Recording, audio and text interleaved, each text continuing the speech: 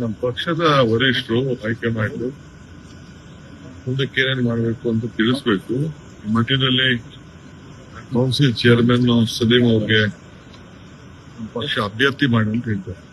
ಅಭ್ಯರ್ಥಿ ನಿನ್ನೆ council chairman ಬಂದು ಅಂತ ಮಾತಾಡಿದ್ರು, ರಾಜೀನಾಮೆ ಕೊಡ್ತೀನಿ ಅಂತ ಹೇಳಿದ್ರು. ಬಹಳ ಸಂತೋಷ ಅಂತ ಒಪ್ಕೊಂಡು ರಾಜೀನಾಮೆನೂ ಕೊಟ್ಟು ರಾಜೀನಾಮೆನೂ ಅಕ್ಸೆಪ್ಟ್ ಆಯ್ತು. ನಿಮ್ ಮುಂದೆನೋ ಹೇಳಿದ್ರು. ಅದಾದ್ಮೇಲೆ ಗವರ್ನರ್ಗೆ ಹೋಗಿ ಒಂದು ಕಂಪ್ಲೇಂಟ್ ಕೊಟ್ಟಿದ್ದಾರೆ, ನನಗೆ ಬಲವಂತ ಮಾಡಿ ಮಾಡ್ತು ಅಂತ. ತಿರ್ಗಾ ಅವ್ರ ಅಪೋಸಿಷನ್ ಪಾರ್ಟಿಯವರು ಹೇಳಿದ್ದಾರೆ, ಕೆಲವೇನೋ ಕಾನ್ಸ್ಟಿಟ್ಯೂಷನ್ ಚೇಂಜಸ್ ಕ್ರಿಯೇಟ್ ಮಾಡ್ತಿದ್ದಾರೆ ಬಿಜೆಪಿ. ಗವರ್ನರ್ ಆಫೀಸ್ ನ ಮಿಸ್ಯೂಸ್ ಮಾಡಕ್ ಹೊರಟಿದ್ದಾರೆ. ಸೊ ನಾನೋಗಿ ಗವರ್ನರ್ಗೆ ಭೇಟಿ ಮಾಡಿದೆ, ನಾನು ಸಾದರ್ ಅವರು ಭೇಟಿ ಮಾಡಿ ಗವರ್ನರ್ ಹೇಳಿದ್ದೆ, ವಾಲಂಟಿಯರ್ ಆಗಿ ಕೊಟ್ಟಿದ್ದಾರೆ. ಇಲ್ಲ ಅವಿಶ್ವಾಸ ನಿರ್ಣಯ ಮಂಡನೆ ಮಾಡಕ್ಕೆ ನಮ್ಮವರೆಲ್ಲ ಸೈನ್ ಹಾಕಿ ಕೊಟ್ಟಿದ್ರು. ಬೇಡ ಅಂತ ಹೇಳ್ದ. ಪಾಪ ಅವ್ರು ಬಹಳ ಗೌರವದಿಂದ ಒಪ್ಕೊಂಡವ್ರು, ಅವರೇ ಕರೆದು ಅವರೇ ಟೈಪ್ ಮಾಡಿ ಕೊಟ್ಟಿದ್ರು. ಆಮೇಲೆ ಕೊನೆಗೆ ಓದಿದಂತ ಅಭಿಪ್ರಾಯ ಸಾರಿ ಬಂದಿದೆ. ದೊಡ್ಡ ಹಿರಿಯ ನಾಯಕರಿಗೆ ಅವರ ಬಿಜೆಪಿ ಹರಾಸ್ ಮಾಡ್ತಾ ಇದ್ದಾರೆ. ನಾನು ಎಲ್ಲ ಕಂಪ್ಲೀಟ್ ತಿಳಿಸಿದ್ದೇನೆ, ಗವರ್ನರ್ಗೂ ಹೇಳಿದ್ದೀನಿ. ನಿಮ್ಮ ಕಾನೂನು ಚೌಕಟ್ಟಿನಲ್ಲಿ, ಯಾಕಂದ್ರೆ ಹಿಂದೆ ಎಲ್ಲ ಬೇಕಾದಷ್ಟು ಪ್ರೆಸಿಡೆಂಟ್ ಗಳಿಗೆ ಅವರೇ ಮಾಡಿದಂತ ಪ್ರೆಸಿಡೆಂಟ್ ಡೆಪ್ಟಿ ಚೇರ್ಮನ್ ಕೊಡಬೇಕು ಅಂತ ಡೆಪ್ಟಿ ಚೇರ್ಮನ್ ಇಲ್ಲದೆ ಹೋದಾಗ ಆಫೀಸ್ಗೆ ಕೊಟ್ಟಿದ್ದಾರೆ. ಇಟ್ ಇಸ್ ನಾಟ್ ವ್ಯಕ್ತಿ ಅಲ್ಲ, ಮತ್ತೆ ಅಲ್ಲ ಆಫೀಸ್ ಕೊಟ್ಟಿದ್ದಾರೆ. ಅಕ್ಸೆಪ್ಟ್ ಆಗಿದೆ, ನೋಟಿಫಿಕೇಶನ್ ಆಗಿದೆ, ಎಲ್ಲ ಕಂಪ್ಲೀಟ್ ಲೀಗಲ್ ಪಾಯಿಂಟ್ ಎಲ್ಲ ಹೇಳ್ತೇವೆ. ನನ್ನ ಗಮನಕ್ಕೆ ತರಬೇಕಾಗಿದೆ. ಫುಲ್ ಫ್ಲೆಡ್ಜ್ ಕ್ಯಾಬಿನೆಟ್ ಇನ್ನೂ ಆಗಿಲ್ಲ ಅಂತ.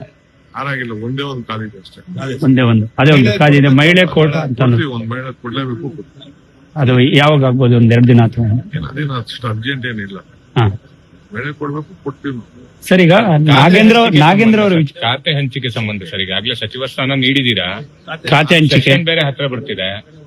ಇನ್ 3 ದಿನ, ನಾಳೆ 3 ದಿನ. ಎಷ್ಟು ದಿನ ಇತ್ತು, ಯಡಿಯೂರಪ್ಪನವ್ರು ಎಷ್ಟು ದಿನ ಇದ್ರು, ನಾವೆಲ್ಲರಿಗೂ ಹೋಗಿ ನೀವು ಮಂತ್ರಿಗಳು ಎಲ್ಲಾ ಜಿಲ್ಲೆಗಳಿಗೆ ಹೋಗಿ ಎಲ್ಲ ಬರದ ಬಗ್ಗೆ ನೋಡಿ ಅಂತ ಹೇಳಿದೀನಿ. ಎಲ್ಲರಿಗೂ ಬಹಳ ಒಳ್ಳೆ ಕೆಲಸ ಮಾಡಿದ್ದಾರೆ. ಹೋಗಿ ಎಲ್ಲ ತಂದು ಎಲ್ಲ ರಿಪೋರ್ಟ್ ಕೊಟ್ಟಿದ್ದಾರೆ, ಮಾಡಿದ್ದಾರೆ. ಕೊಡ್ತೀನಿ ಅಂದ್ರೆ ಅಧಿವೇಶನ ಶುರು ಆಗ್ತಾ ಇದೆ ಶಾರ್ಟ್ಲಿ. ಅಷ್ಟೊತ್ತಿಗೆ ಬಿಡ್ರಿ ಸರ್. ನಾಗೇಂದ್ರ ಎಲ್ಲರಿಗೂ ಉತ್ತರ ಕೊಡ್ತಿದ್ದಾರೆ. ಕೆಲಸ ಒಬ್ರೆ ಬೇಕಾ ಉತ್ತರ ಕೊಡ್ತಾರೆ. ಖಾತೆನೆ ಕೊಡ್ಬೇಕು ಅಂತ ಹೇಳಿ, ನಾಳೆನೆ ಕೊಡ್ಬೇಕು ಅಂತ ಹೇಳಿ ಒಬ್ಬನೇ ಎಲ್ಲಾ ಖಾತೆಗೂ ಈಗ ಕೊಡ್ತೀನಿ. ಇಲ್ಲ ಅಲ್ಲೇ ನೀವು ಒಬ್ಬ ಕೊಡ್ಬೇಕು, ನೀವು ಹೋಗ್ಬೇಕು. ಅದಕ್ಕೆ ಆಗ್ತದೆ ಕೆಲಸ.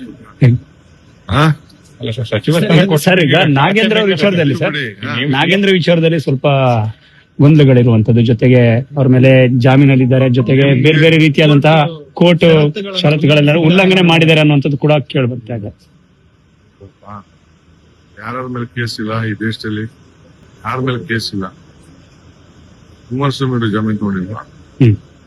ಡಿ ಕೆ ಶಿವಕುಮಾರ್ ಜಾಮೀನು ತಗೊಂಡಿಲ್ವಾ? ಎಷ್ಟು ಜನ ಮಂತ್ರಿ ಆಗಿದ್ದವರೆಲ್ಲ ಜಾಮೀನು ತಗೊಂಡಿಲ್ವಾ? ಎಷ್ಟು ಜನ ಕೇಸ್? ಕಾನೂನು ಉಲ್ಲಂಘನೆ ಮಾಡಿದ್ದಾರೆ ಅಂತ, ಷರತ್ತುಗಳ ಉಲ್ಲಂಘನೆ ಆಗಿದೆ ಅಂತ. ಕರ್ನಾಟಕ ಬಿಟ್ಟು ಹೊರಗಡೆ ಹೋಗಿದ್ದಾರೆ ಅಂತ ಸರ್. ನನಗೆ ಯಾವಾಗೂ ಗೊತ್ತಿಲ್ಲ, ನನ್ನ ಗಮನಕ್ಕೆ ಬಂದಿಲ್ಲ. ನಾವೆಲ್ಲ ಸರಿ ನೋಡಿದೀವಿ. ಅವ್ರ ಮೇಲೆ ಯಾವ್ದು ಉಲ್ಲಂಘನೆ ಆಯ್ತು ಅಂತ ಹೇಳಿ ಅವ್ನಿಗೆ ಯಾವ್ದೋ ಶಿಕ್ಷೆ ಕೊಟ್ಟು ಜೈಲು ಪರ್ಮನೆಂಟ್ ಆಗಿರುವಂತ ಯಾವ ಆದೇಶ ಕೊಟ್ಟಿಲ್ಲ. ಕಾನೂನು ಇದೆ, ಕಾನೂನು ನೋಡ್ತೇವೆ.